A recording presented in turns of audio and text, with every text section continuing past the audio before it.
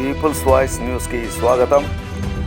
నాడు సీఎం జగన్మోహన్ రెడ్డి గారు ప్రభుత్వ మెడికల్ కాలేజీల్లో సెల్ఫ్ ఫైనాన్స్ సిస్టమ్ పెడితే ఇది అన్యాయం, అక్రమం అని మేము అధికారంలోకి వస్తే ఈ సిస్టమ్ను అధికారంలోకి వస్తే 100 రోజుల్లో ఈ సిస్టమ్ తీసివేస్తామని, సీట్లన్నీ ప్రభుత్వ కోటాలోనే భర్తీ చేస్తామని ప్రగల్భాలు పలికిన ప్రస్తుత సీఎం చంద్రబాబు నాయుడు 18 నెలలు కావస్తున్నా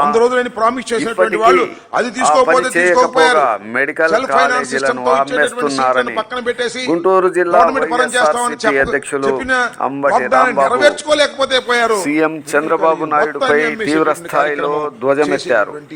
విధానానికి వాళ్ళ ప్రభుత్వం దిగజారిపోయిందని చెప్తా ఉన్నా. అదేమంటే ఇది పీపీపీ విధానం, ఇది ప్రైవేటు కళాశాలకు ఇవ్వటం కాదు, ప్రైవేటు వాళ్ళకి అప్పచెప్పటం కాదు. పీపీపీ విధానం గవర్నమెంట్ ఆధీనంలోనే ఉంటుంది అని చెప్పారు. దేనికి ఉంటుంది గవర్నమెంట్ ఆధీనంలో? నాకు అర్థం కాలేదు. చాలా చిత్రమైన విషయం ఏంటి తెలుసా?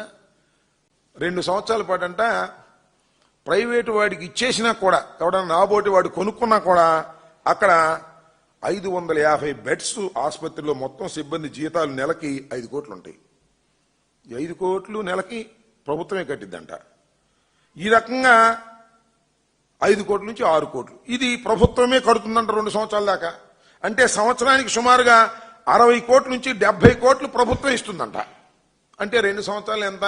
సుమారుగా 140 కోట్ల రూపాయలు మళ్ళా వారికి వెచ్చిస్తూ ఉంటారు. అంటే ఇది ఒక బొనంజా ఇచ్చేటటువంటి కార్యక్రమం. ఎవరైనా ప్రైవేట్ కళాశాలలో కొనుక్కున్న వాడికి 2 సంవత్సరాల పాటు 140 కోట్ల రూపాయలు ఇది ఈ 4టికి కూడా ఇచ్చేటటువంటి కార్యక్రమం చేస్తున్నాడు. ఇది పెద్ద స్కామ్ కదా అని అడుగుతా ఉన్నా. ఆ విధంగా స్కామ్ చేసుకుని దానిలో కిక్ బ్యాక్స్ తీసుకొని దాని నుంచే లబ్ధి పొందాలనేటువంటి ఉద్దేశం. ఇదంతా దేనికి చేస్తున్నారు? పేదవాడి వైద్యాన్ని తాకట్టు పెట్టి పేదవాడికి ఉచితంగా వైద్యం అందుకోకుండా ఉండే విధంగా చేస్తున్నారు. పేద విద్యార్థులు చదువుకోవడానికి కూడా ఇవాళ దుర్మార్గమైన పరిస్థితికి నెట్టబడేటటువంటి కార్యక్రమం ఇవాళ పీపీపీ విధానం అని చెప్పి చేసేటటువంటి పద్ధతుల్లో చేస్తూ ఉన్నారు.